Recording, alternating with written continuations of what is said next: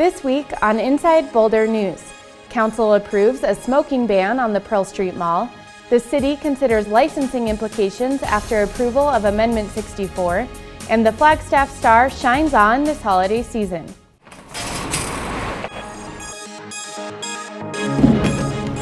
Welcome to Inside Boulder, featuring topics and stories that impact the community of Boulder, with Patrick Von Kaiserling and Jennifer Bray.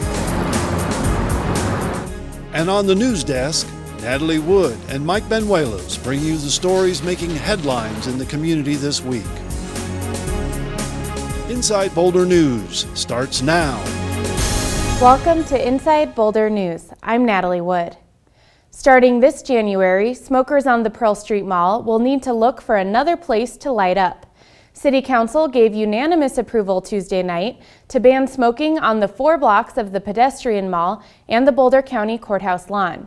Supporters say the smoking ban will significantly reduce litter on the mall and help protect people from the negative health effects of secondhand smoke. The main impetus for this was following up on council priorities from the retreat last year, as well as a request from the downtown community to ban smoking.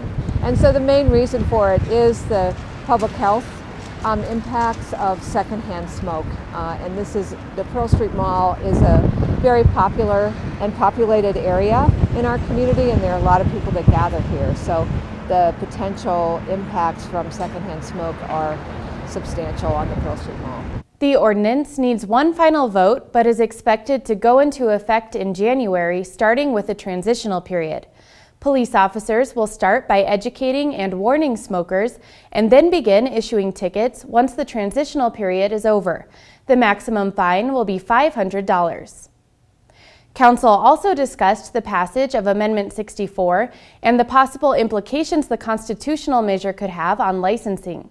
The city currently regulates medical marijuana businesses, but some say the amendment could pave the way for recreational dispensaries as well. City Attorney Tom Carr says there is a lot to consider over the next few months, and Council is committed to seeking public involvement in the discussion. The public should be assured that the City of Boulder is anxious to implement Amendment 64, and we will. The City of Boulder is also committed to protecting the health and safety of its citizens, and we have to balance all of that. One of the things that people talked about in the campaign for Amendment 64 was regulating marijuana like alcohol. Well, we actually have a lot of experience in regulating alcohol, and we know about a lot of the problems that you can create from having alcohol establishments in a community. We want to make sure that we get it right, and we want to hear from the public about how we can get it right. Whether they voted for it or against it, whether they believe in it or not, this is part of our community going forward. It's part of the state constitution, and we want to make sure that we implement it in a way that makes sense for the people of the community of Boulder. City staff, consultants, and community members are hard at work conducting a detailed analysis about the potential creation of a municipal electric utility. But this upcoming Tuesday, some of the discussion will shift back to possible alternatives. The city issued a report highlighting some of the ways Boulder might be able to partner with Xcel Energy to meet the community's energy goals. The report is intended as a starting point if Xcel Energy is interested in developing a proposal around these or other opportunities. The topic will be discussed at a roundtable meeting in Council Chambers on December 11th. You can read the city's alternatives report online at bouldrenergyfuture.com. The holiday season is in full swing, and this time of year in Boulder just wouldn't be the same without the Flagstaff Star. That special glow doesn't just happen, though. Here's a look at what it takes to keep the star shining year after year. Boulderites know the holiday season has officially begun by the light of the star on Flagstaff Mountain. Since its creation in 1947, the star shines every year from the week before Thanksgiving to the weekend after New Year's. People proposing to their wives up here, families up here.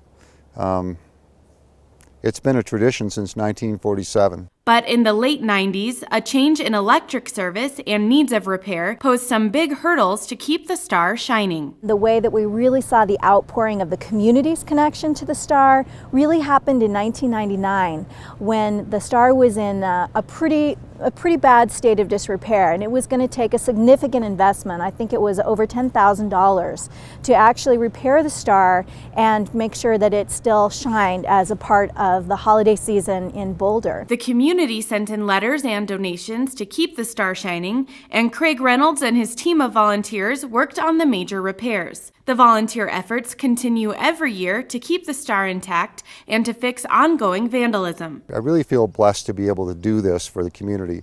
I really believe in giving back, and I think all people should give back to the communities where they live. The Boulder Chamber of Commerce also runs a Holiday Star card campaign to raise money for its maintenance. Residents can submit artwork of the Star to be chosen for the next year's holiday cards. People that want to get out and paint the Star while it's lit during this season or take photographs, they can submit them to us, and we'll make some have a committee look at them and pick some artwork for our production for 2013. If you would like to help maintain the Star, contact the Boulder Chamber of Commerce for volunteer opportunities.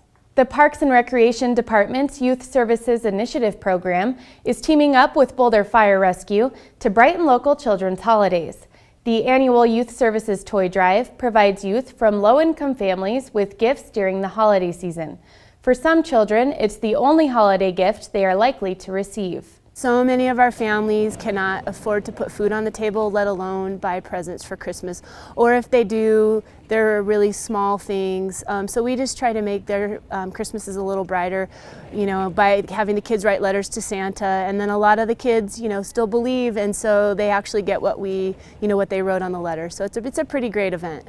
YSI will host 2 holiday parties for youth and their families.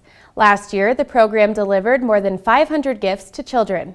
If you would like to make a donation, go to boulderparksrec.org and click on Youth Services Toy Drive. Thanks for watching Inside Boulder News. Stay in touch with us on Facebook by submitting news tips and questions, or subscribe to My City News at bouldercolorado.gov to receive city updates in your inbox. More Inside Boulder is next.